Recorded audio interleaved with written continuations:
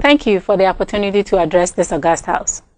But before I proceed to deliver my address, I'd like to render my sincerest apology for not being able to be there in person. It was due to circumstances beyond my control.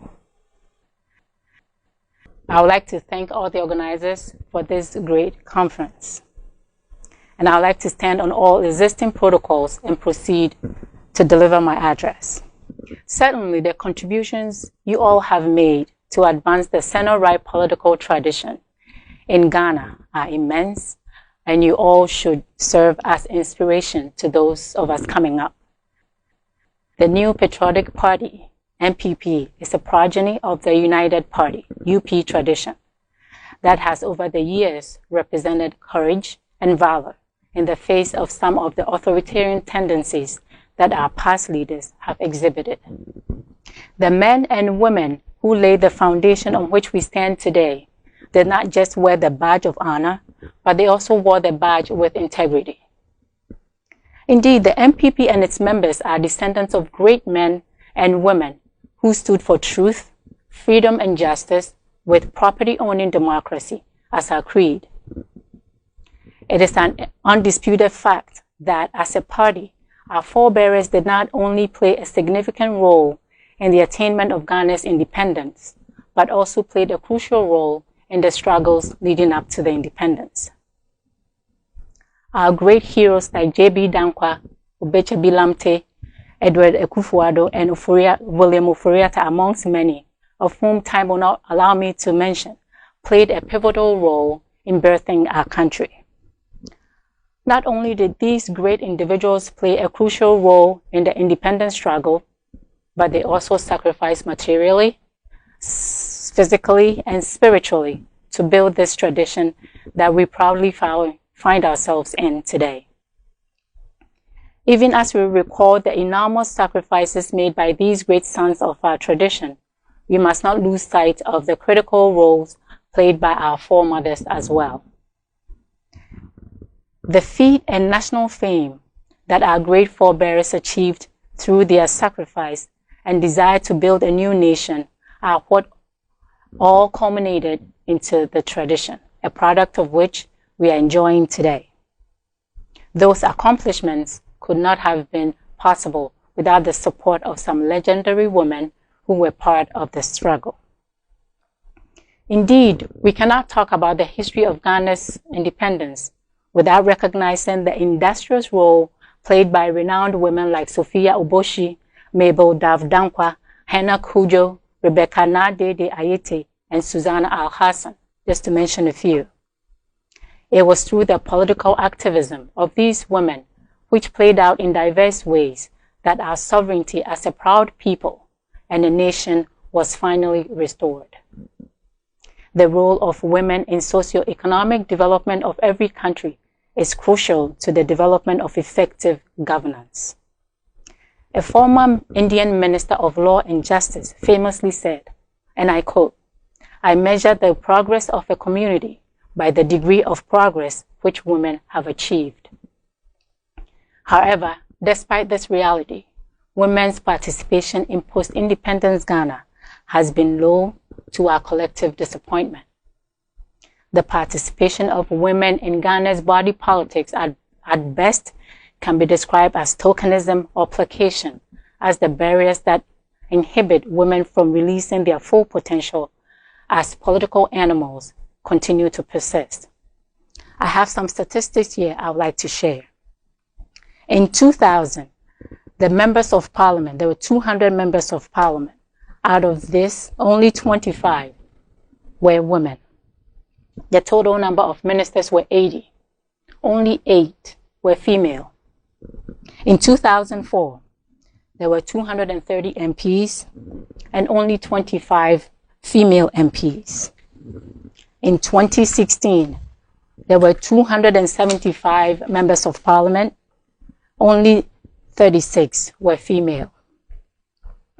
We had 110 ministers, out of which only 10 were female. In 2020, 275 parliamentarians, only 40 are women, and only 9 ministers. a drop of one. This tells us that the struggle continues. Even though women are about 50% of the population, we are underrepresented in all institutions. We have to struggle for more. We have to push ourselves harder to attain more. I recognize there have been improvements in the inclusion of women in political participation, but the numbers bear evidence that we are nowhere near where we should be as a gender. Free SHS is a great foresight policy, in my opinion. Now, parents don't have to decide which child goes to school, whether the boy goes to school or the girl goes to school. And almost always, the boy gets to go. The girl will stay home and help out in the house. But with the free SHS, in 5 years or 10 years, when our children, especially the girls, have graduated into great professionals, then our voices will be heard louder. Today, political parties have become the pivot around which democracy revolves, and the role of women in driving these political parties cannot be overemphasized. The MPP has been at the forefront of all major democratic reforms, and our women continue to play a significant role in this direction. Ghana's democracy has become the toast of many and is seen as the most peaceful and stable democracy on the continent. Indeed, the enviable accolade attained by Ghana as a democratic society cannot be discussed without recognizing the great contributions of our women. If there's one political tradition that has and continues to demonstrate its abiding faith in the ability of women to deliver, then it is none other than the MPP, the party we all proudly belong to. After 40 years in the political wilderness, former President John Agyapong offered opportunity to a lot of our women to contribute their quota to the national development. Similarly, our current president, Nana Akufo-Addo, has followed suit by further offering more opportunity to women. It is important to state that, despite the show of commitment to the cause of women by our leaders, women are yet to reach their full potential when it comes to politics and national development. It is for this reason that I consider the theme for this important summit, Building Stronger Women to Make a Strong Party, very relevant and timely. Indeed, the MPP has produced women who demonstrated bravery and gallantry in defending the cause of the party and the nation as a whole. Stalwart women like Hawa Yakubu, Grace Coleman, Gladys Atma, and Teresa Ambule Tego, all of blessed memory, as well as Christian Churcher, who played significant roles in the second and third parliaments of the Fourth Republic. In contemporary times, the likes of our First Lady, Mrs. Rebecca Akufo-Addo, the Second Lady, Hajia Mrs. Samira Bawumia, Mrs. Ursula Ekufo, Otiku Afisa Jaba, Mrs. Frida Prempe, Hajia Alima Mahama, just to mention a few, continue to blaze the trail for our women folk.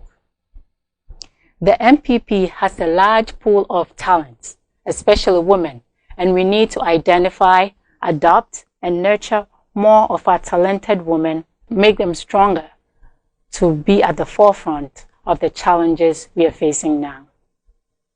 We need to build and sharpen the capacity of the young ones and prepare them towards taking the baton of the party. Let us mentor as many women as we can and offer them the opportunities to deliver where applicable. A great singer once said, and I quote, "If a man takes a decision, he's strategic.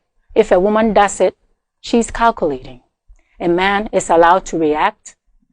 A woman is only allowed to overreact." End quote.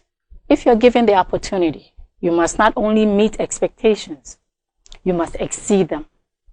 We must always be mindful of the former mayor of Canadian city of Ottawa, Charlotte Whitton's observation that whatever a woman must do, she has to do it twice as well as a man to be considered half as good. To think about it, if a man scores 50, we have to score 100 to be considered 25% good. That's a tall task. But the good news is that we are more than able to meet this challenge, and we are more than capable to meet the challenge. It should not be lost on us that when we are persistent, they call us bossy. When we are deliberate and meticulous, they call us weak. These are the real challenges faced by women in leadership positions. And that is why we must salute our women who have succeeded in leadership. If you aspire to be in leadership, find one of these great women and ask her to be your mentor. Mentorship is golden. Always remember that your success is what will pave the way for more women to be given great opportunities. As such, we never want to create an opportunity for our detractors to easily point to bad situations and say, look, we shouldn't have given that opportunity to a woman in the first place. Let me end with this. A stronger women's wing in the party is a surety for the growth and sustenance of our tradition. If women's mobilization has never been in doubt, then a strong support-based mobilization to build a stronger party must be the duty of us women. But we cannot be on the outside looking in. We must seize the opportunity when it presents itself. And after we seize the opportunity and have it in our possession, we must make the most out of it. We must wow our detractors such that they will be left with no choice but to say, the women of MPP rock. Long live MPP USA wing, long live MPP, long live Ghana, and God bless our homeland Ghana. Thank you.